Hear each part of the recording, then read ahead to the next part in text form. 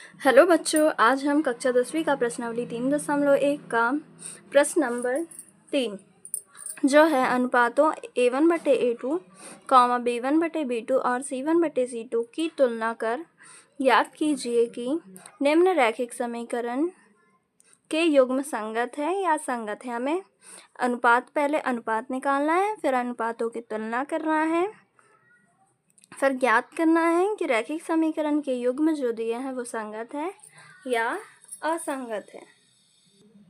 इसमें पहला सवाल है हमारा 3x धन 2y बराबर 5 और 2x ऋण 3y बराबर 7। इसको अब हम हल करेंगे। सबसे पहले लिखेंगे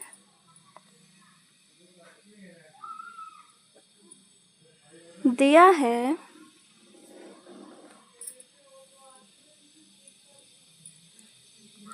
रैखिक समीकरण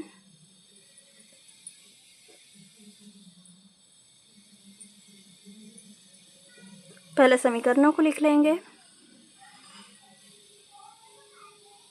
3x धन 2y बराबर 5,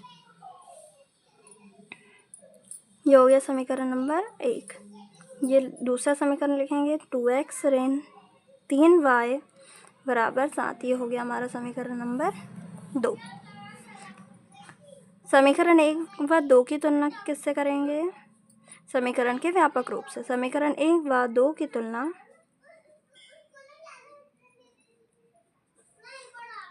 समीकरण के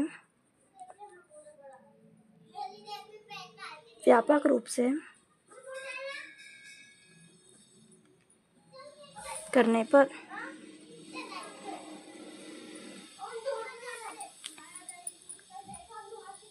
A1 बराबर 3, B1 बराबर 2, C1 बराबर 5। अब समीकरण 2 से देखेंगे A2 बराबर 2, B2 बराबर ऋण 3, C2 बराबर 7।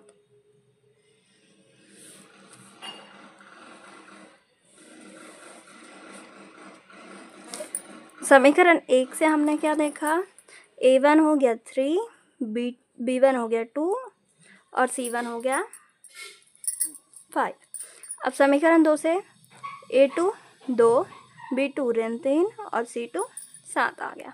अब हमें क्या करना है? अनुपातों की तुलना करना है। तो हम अब अनुपात देखते हैं। A1/A2 बराबर 3/2, B1/B2 B1/B2 बराबर 2/3, C1/C2 बराबर क्या आएगा? 5/7।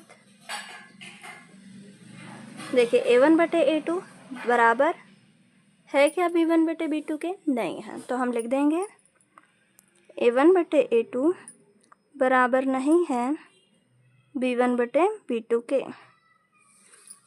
A1/A2 बराबर नहीं है B1/B2 के, तो निकाय कैसा होगा? संगत। तो हम लिख देंगे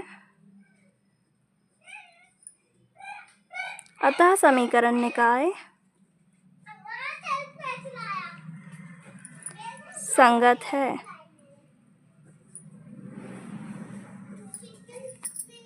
ये हो गया हमारा पहला नंबर का सॉल्व। ऐसे ही हमें दूसरा नंबर का भी सॉल्व करना है। ये रहा हमारा दूसरा सवाल। 2x ऋण 3y बराबर 8, 4x ऋण 6y बराबर 9। हल करेंगे।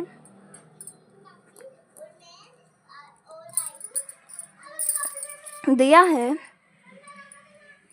क्या? दिया है रैखिक समीकरण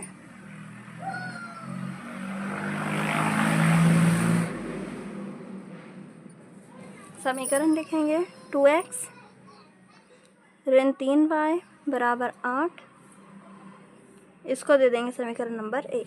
अब दूसरा समीकरण लिखेंगे 4x ऋण 6y बराबर 9, ये हो गया हमारा दूसरा समीकरण।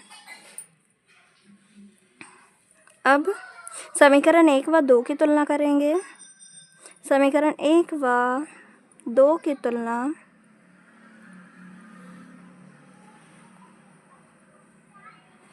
समीकरण के व्यापक रूप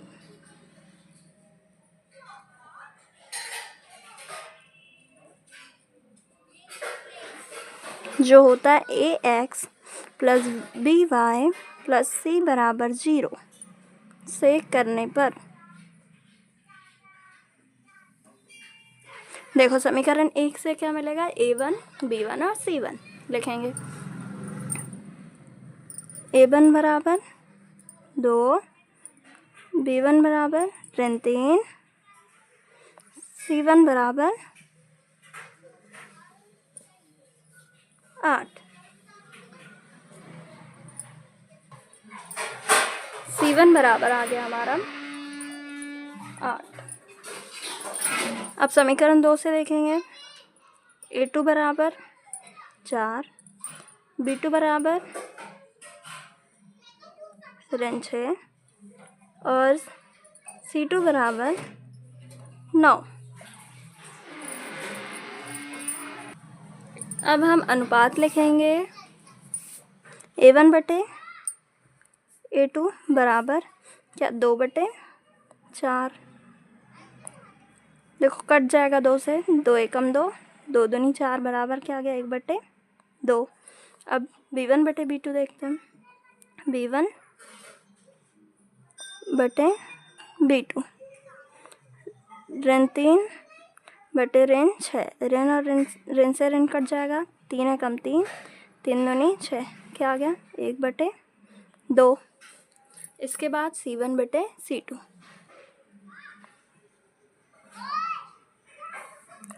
c1 का मान 8 और c2 9, 8/9। देखो a1 बटे a2 बराबर है b1 बटे b2 के, लेकिन बराबर नहीं है c1 बटे c2 के। लिखेंगे a1 बटे e2 बराबर b1 बटे b2 बराबर नहीं है c1 बटे c2 के। अतः निकाय कैसा होगा, अतः समीकरण निकाय लिखेंगे असंगत होगा।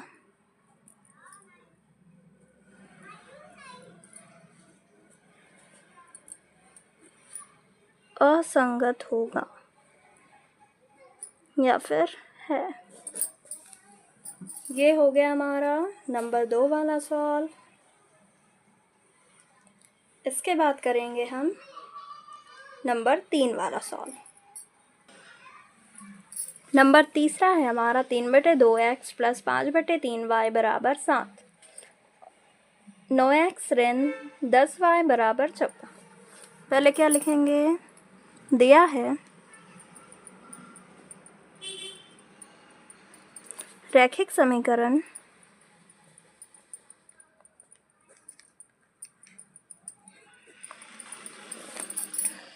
तीन बटे 2 x धन 5/3 y बराबर 7।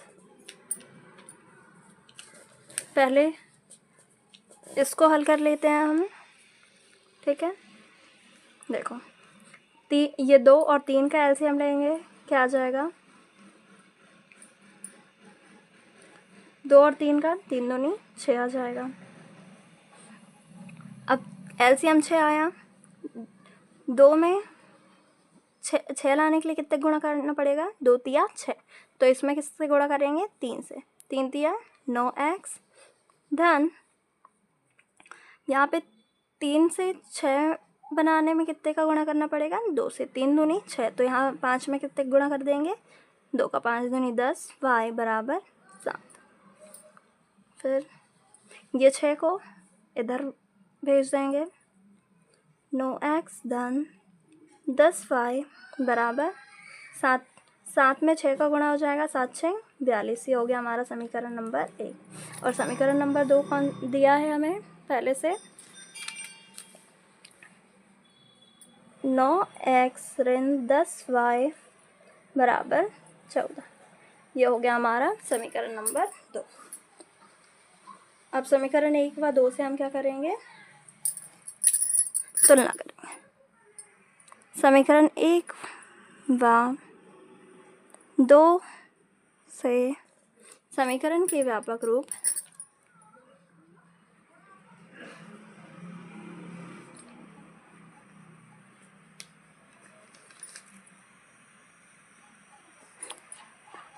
से तुलना करने पर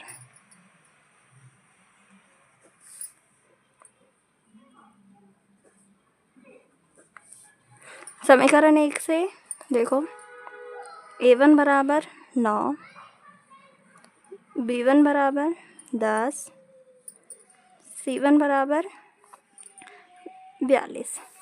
ऐसे समीकरण 2 से देखो a2 बराबर 9, b2 बराबर ऋण 10, c2 बराबर 14। अब अनुपात लिखेंगे a1 बटे a2 बराबर 9/9।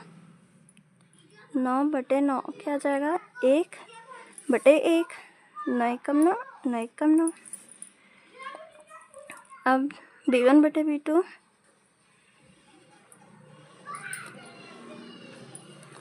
10/10। 10/10। 10 एकम 10, 10 एकम 10 क्या हो जाएगा, 1/1। अब c1 बटे c2 देखेंगे। c1 बटे c2 क्या, 42/14।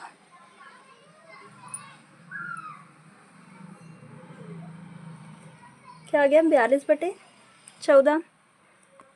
पहले 7 से काट लेते हैं, ठीक है। 7 के पहाड़े में 42 भी आता है, 14 भी आता है। 7 दूनी 14,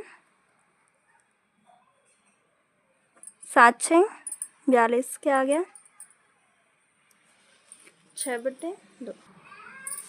7 दूनी 14, 7 6 42 हो गया। अब 2 से भी कट जाएगा, 2 एकम 2, 2 तिया 6 क्या आ गया, 3/1। देखो a1 बटे a2 बराबर नहीं है b1 बटे b2 के। लिखेंगे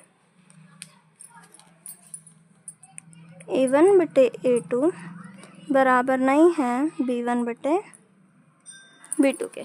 तो निकाय कैसा होगा,